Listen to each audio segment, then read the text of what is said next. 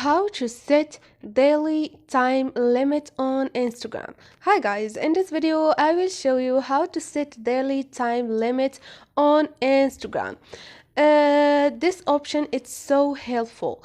So all you need to do to turn on this option is go to your Instagram and go to your profile. I'm on my profile. All I need to do is click on those three lines up there and click on your activity.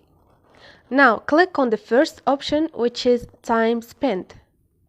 Now click on the second choice, which is set daily time limit, and I'm gonna click 30 minutes and click done.